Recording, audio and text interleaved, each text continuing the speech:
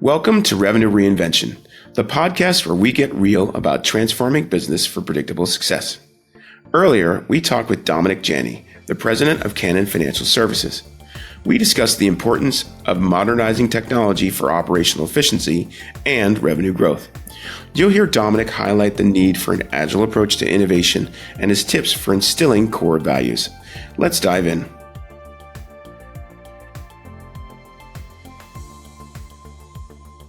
Welcome to Revenue Reinvention. Thanks for being here. I'm your host, Phil Dillard, founder and CEO of Throughline Networks. I'm here with Dominic Janney. Dominic, thanks so much for joining us today. Thank you for having me. It's really great to see you, and I'm hoping things are great at the headquarters for you guys in beautiful Mount Laurel, New Jersey. I have a number of questions, but let's just jump right into it. You've built a remarkable career driving revenue for CFS. Can you tell us about your role at Canon Financial Services and what keeps you busy every day?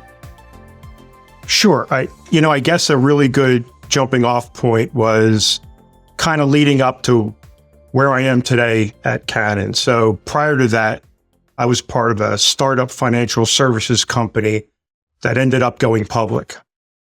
And, when you're talking about revenue, our initial investors and debt partners were focused on growing revenue at all stages. Early on, we were in there to drive cash flow, maintain debt and equity covenants. And then over time, we were positioning ourselves to display sustainability for that revenue growth and to support our initial market cap targets. So that kind of got me into equipment leasing. It was my second stint in equipment leasing. I had started out at another publicly traded equipment leasing company and then went to this other one. After leaving that organization and reviewing other opportunities, the one that really resonated with me was Canon Financial Services. And there was many reasons that went into that decision, but I had never worked for a captive leasing company before. So the prior leasing companies that I worked with were independent third-party leasing companies. But Canon is a true captive leasing company. So we support the brand.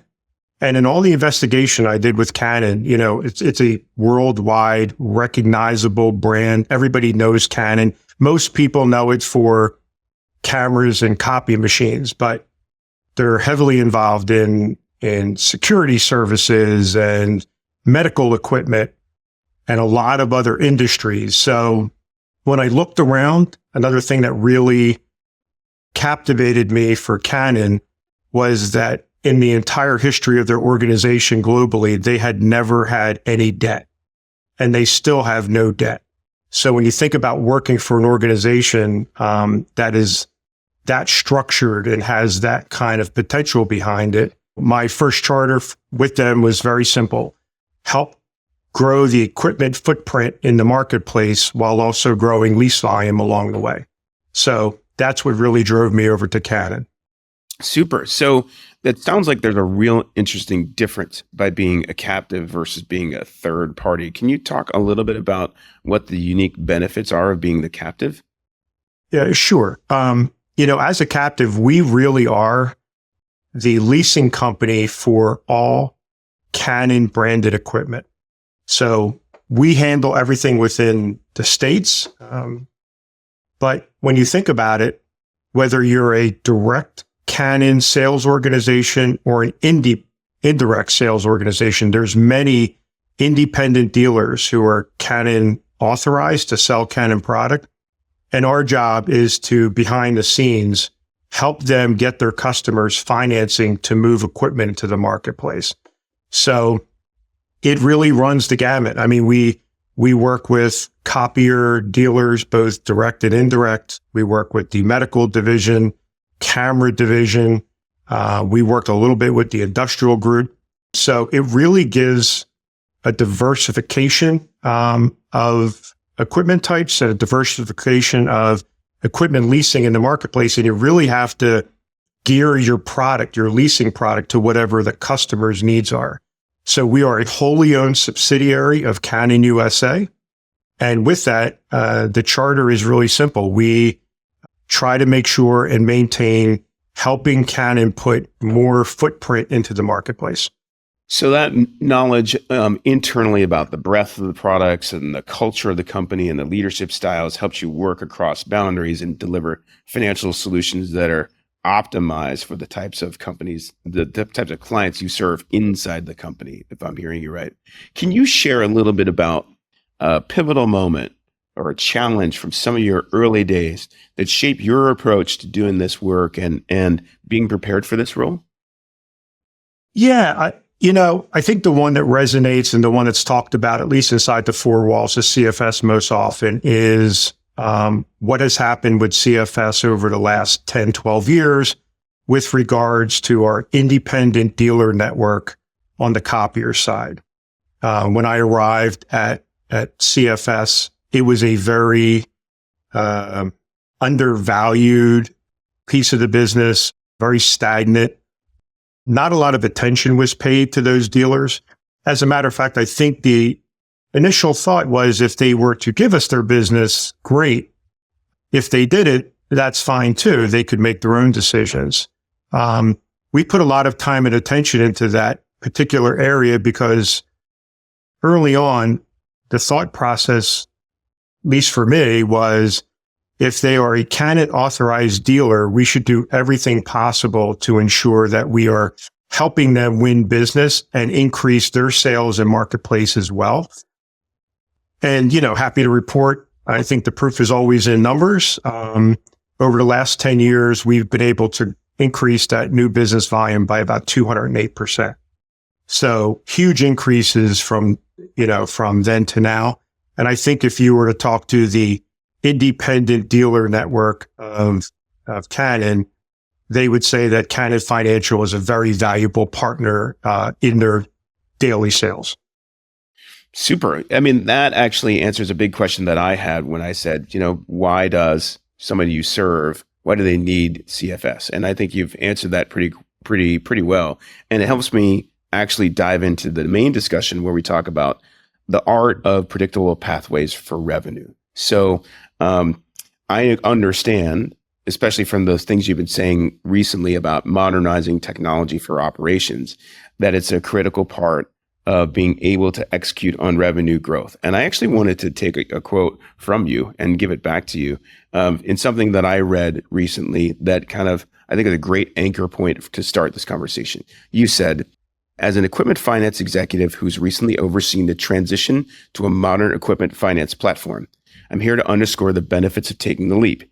Yes, modernizing your technology comes with risks, but failing to take on those risks leaves indispensable opportunities on the table and weakens your business over the long term, which is its own risk. There's so much to unpack in here, right? But can we just talk about what you were talking about in terms of modernizing technology for operations and how it helped you execute on the revenue growth opportunities that you saw in the companies that you just described? I think the one area that CFS has a great benefit, we have 30 years of historical data related to revenue streams that are, cross-sliced by dozens of different attributes. So our finance and analytics teams are extremely data focused, and our business process, include prioritization of data quality and then capturing of that data. This ensures that the data structure that we have supports all the forecasting that we need both now and going forward. So from a tools perspective, we use state-of-the-art analytics and reporting platforms to make the most of that data I was talking about and have us maximize any kind of forecast outcomes that we have. So we utilize that data to look at a variety of different predictors that help us move the ball forward, whether it be with new business offerings or things that we've done in the past. So I would say, the combination of a really great system, strict processes, tools, and an internally dedicated analytics team, we constantly reevaluate short, mid, long-term goals and the different components of revenue that help us make the right decisions for the business that we're going for today and what we're going for in the future.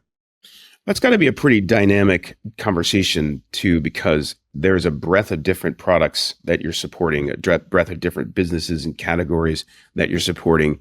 Data, the historical data is a treasure trove and gives you the ability to look at things in different ways. If I'm hearing you right, the new technology gives you the ability to think of, how am I going to do this as a service? How am I going to meter out the expenses or revenue in different ways, the way different customers are used to paying, that's different than historical ones. Can you share a story or a philosophy about how you tackle new products or new opportunities based on your data and your capabilities? Because you're sitting in a unique position to be able to provide a differentiated service to your clients.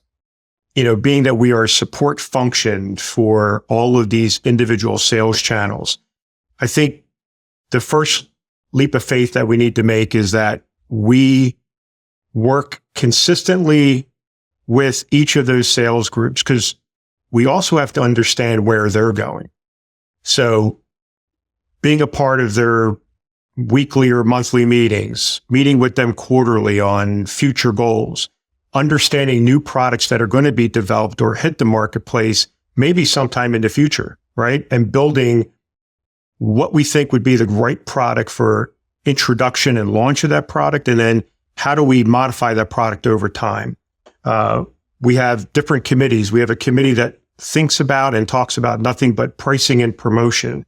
It's not just within CFS. I try to explain to, the folks that work within the four walls of Cannon Financial is, the heavy lifting is really done by those folks that are out in the field selling product. Our job is to make sure we can help them capture the customer by offering a financing product that is a marriage between the sale of the product and getting some sort of financing for that product to get that person out of the marketplace and within the Cannon family, and then provide them the right product that will help them generate sales going forward. And we really look at that for all the business verticals that we're involved with. Internally, different sales organizations, and by the way, I have under 300 people sitting in we're a small but mighty team. That kind of goes in line with the analytics and all of the systems that we need to do things for us more efficiently. But we have different people focusing on those verticals that really have to understand not only the leasing element, but what is it that the person in the field is trying to sell? How are they selling it? And how can I be a partner in that sale? And it seems like to do that well, you have to have really good conversations that help you learn how customers want to buy, what their expectation is, and work with the salesperson to go from what is to different options. Is that pretty fair? That's exactly it. It's everything from, a organization may send a credit application into us that, let's just say, doesn't get automatically approved, right? We have an auto scoring system here, which means that it gets kicked out to a very knowledgeable analyst who pours through that individual's credit, that customer, that company's credit.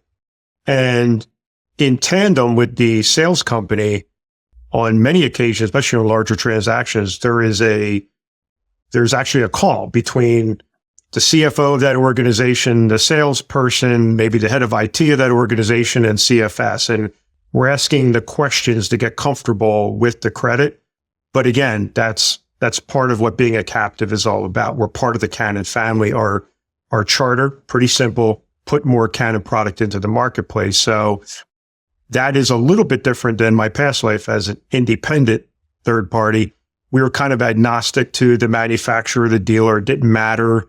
For us, we have to make sure that we do everything possible to find a way to get to say yes. So we really work hard at that. And, it's an extremely valid point that you have to be engaged and you really have to listen to your customers' needs, because they are really different between the sale of a camera, a cinema camera, to what a person may use to buy a copy machine or, a security system. So And that's got to create a particular challenge for the financial services company because the revenue life cycle that you might have for the financial services company is probably different than each of the industries of the companies that you serve. So can you talk a little bit about how you think about the revenue lifecycle management process and how that actually impacts overall business growth for you guys as a financial services company?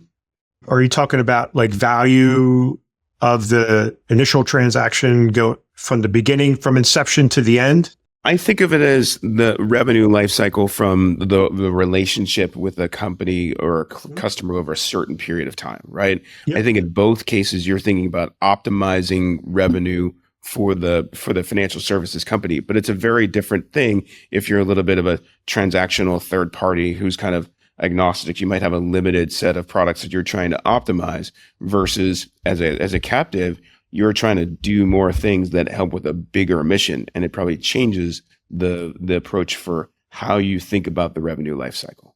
100%. I just wanted to make sure I can pick out a couple of examples that would be beneficial. So, the first is I'm going to fall on the indirect side of this one. On the indirect marketplace, you're going to have a dealer that's selling Canon equipment. If he sells it for cash today, okay, he still may see some service revenue on a monthly basis, maybe some parts and supplies. But what he's also done is if that person has paid cash for that unit, then starting the next day, he's trying to maintain that relationship on a go-forward basis. Now his competitor down the street can come in and start talking to that customer a day after they bought a Canon piece of equipment and say, hey, the next time that you're going to buy a machine, maybe you should contact me and we'll talk about this manufacturer's product. When you have them on a lease, right, there is a much deeper relationship because there's a lot of different components in it. It really is a one payment per month. There's service and supplies, or there could be some click charges for additional copies over what you anticipated, plus the lease payment, and it's sort of a bundled product. So what we're really guarding against is technological obsolescence. So for us, a person on a lease, a standard lease is anywhere from 12 to 60 months. And then a few months out towards the end of that lease term, the opportunity for the salesperson to go back in and move that equipment out and put new state-of-the-art equipment in is really what the backbone of that revenue cycle you're talking about. It has a continual circle of life that goes to it. And most of the time, the customer upgrades the equipment to something new. It's no different. I mean, I got 3 daughters, 2 of which one's out of college, one's going to be a senior in college, and one's a sophomore in high school. Inevitably, every couple of years, I'm buying a new ThinkPad, a new laptop, all those things. So if you just think about yourself, the technological advancements that happen over a 5-year period of time are pretty amazing what's going on in today's world. So with that, the customer transitions very easily. Hey, my payment is, I'll make it up, $350 a month. This new product that I'm going to get is brand new, state of the art, does it better, quicker, faster, is $379 a month, right? So great. Take the old one out, put the new one in. I just keep making my payment. And that payment to the end user customer is already embedded in their sale. They already understand that from their perspective. It's part of what they have already in place. So there's no real change. As you were talking, there were 4 things that came out of the real value to customers, right? There's a primary financial, the secondary financial, the data, and the relationship. And by that, I mean, there are some things about spreading out payments and tax benefits that are primary financial, but there's also the secondary financial, as in if you buy something cash, you're not building a business credit history that helps a company. We work a lot with early stage companies and they don't have credit history. They just have needs, but aren't thinking about building that credit history, which to me is the first secondary one, as well as the continuation of a service relationship so they don't have to build something new and have all that opportunity cost. There is the data component that says you have more knowledge about how they operate their business, so you could see trends than if you're just selling a product, and then the consumables, the operations, the maintenance may actually get outside of your reach, and then the relationship ability to prove after the sale the value of service and all the other touch points that actually draw people to your brand. Is that a fair way to kind of categorize those things that I thought I heard from you? Yeah, that's exactly right. And to, I can paint a scenario that's happening today. Very, very live example is that a person pre-COVID, a company may have had X amount of machines. Doesn't matter if it's a medical device that we sell or a copy machine or any of the other ancillary products that we sell. They may not have a need for either that size or that many machines in today's market, Second Life, right? Because they may only be in the office 3 days a week instead of 5 days a week. So part of the relationship that the sales organizations have when they go out to the marketplace is that sale may have been, I'll make a number, $25,000 5 years ago. Well, it might be $18,000 this time around because they've gone in and assessed what the customer's real need is. And they don't need the 2 big machines anymore. They actually need 1 big machine and maybe a couple desktop machines. But they're satisfying the customer's need going forward because the customer really likes the Canon relationship and the Canon equipment. And our job is to make sure we satisfy both of those things. So to your point about early startups, we do a lot of business with people that are coming right out of the gate, first couple of years in business. And what we have found is that they grow as we grow, right? So as the year goes on, they maybe are 3 or 4 people in a shop. 5 years later, they got 25 employees, so maybe they need another unit. And we can see this growth going forward, not to mention we have the most valuable piece of data. What's their propensity to pay back and how do they pay us back over time? So along with every other piece of credit data we may have had to make the early decisions, what we also have is their pay history with us and that relationship with our internal people, whether it be customer service or any of the other organizations within. So it really does build a great synergy with the end user and with the sales unit who's selling the equipment. Yeah, you have the credit data that you don't have to actually get from somebody else, but you also have the metadata around it as the why are they paying the way they do. That helps you identify them as a better risk, or more than a risk, but a holistic view of a customer. Going back a little bit to your description about the sales team, the sales team has to come back and they have to share information and internally, sales, service, product, underwriting, all those different groups not only have to share information, but has to align their incentives. And that can be tricky. How do you keep their, you have a small team, 300, it's not tiny, but how do you keep there from being silos and make sure that you're sharing information across boundaries and aligning incentive so that people are working together as a team?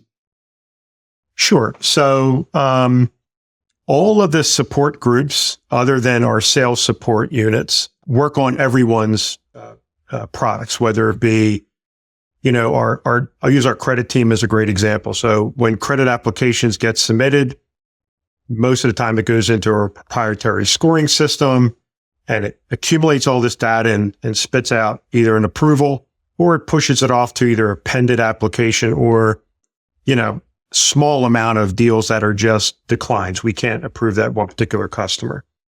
So let's just say it's a transaction that we need some additional information. That credit analyst may look at a copy machine, and the next deal he looks at may be a Canon software or security systems.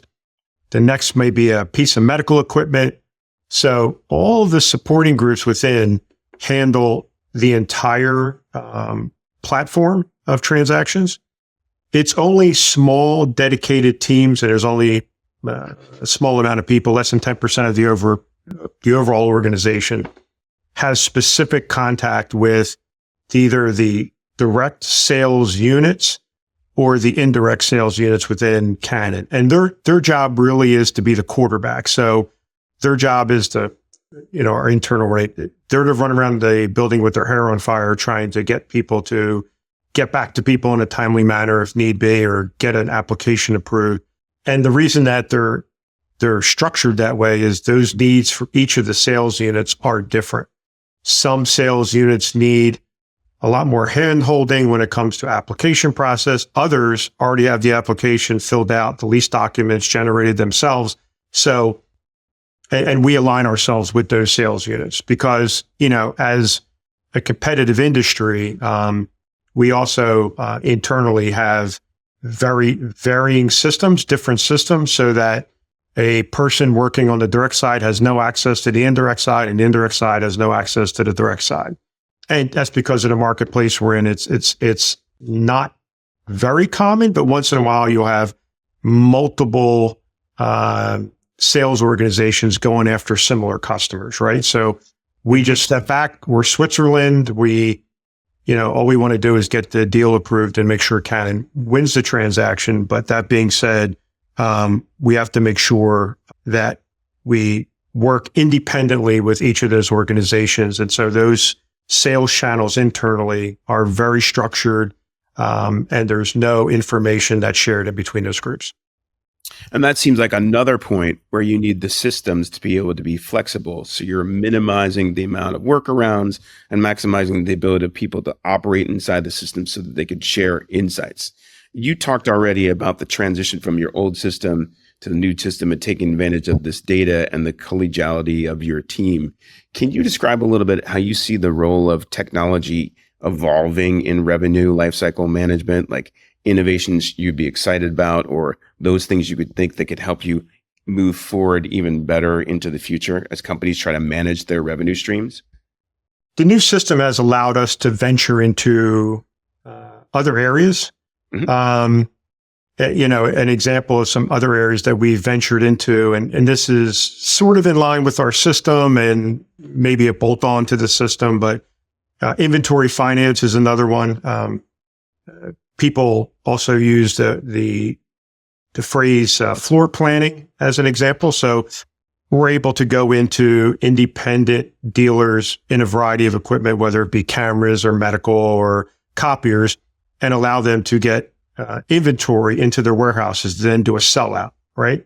So what we have found is that we need systems to support that. So it allows for, it's not a standard lease that we put on the books and bill out every single month, right? It's a whole different product. This is very short term. They may pay us back for all that equipment in a month or 2 months or 3 months. And it's not an end user customer. It's one of our dealers. So we're able to offer something to our dealers. One of the interesting areas that happens with that is that we notice our lease volume goes up when we offer that product to a customer, right? If it's already with the CFS family, then I have a lease come over for some of that equipment I have in my warehouse, I'm going to move it over. And another area that we weren't able to do with our old system is offer any type of loan product. Today, we offer what's called an EFA. It's an equipment finance agreement. It's a little different than a lease agreement, but becoming very popular in the equipment leasing and finance industry. And so without the old product, we wouldn't be able to support it. So the new product is able to support it. So, there's a lot of areas that we're going into to help increase profitability for our parent. And so the new system is going to allow us, especially in our midterm plan, to put in a lot of other new and interesting ideas to move forward. So, Dominic, while you were talking, I was thinking, you seem to be a well-educated guy. You must have gone to a great academic institution because you're always ahead of the curve. You're answering the question I was just getting ready to ask about switching gears and understanding a little bit about predictable growth or strategies for predictable growth in our Elevate, Innovate, and Reinvent section. Because you described it to me a really good strategy to grow revenue that came from just interacting with clients and being nimble. So can you talk a little bit about how agile you believe a revenue leader needs to be? in innovating and launching new models. Is this behavior that you guys have something that's organic to the organization? Is it intentional strategy? How did you get to being so flexible? When I first arrived at CFS, the first thing that I had to understand was Canon's culture. So I think if I could, like a stepping off point for this may be that the guiding principle of Canon Americas is what's called Kiyosei.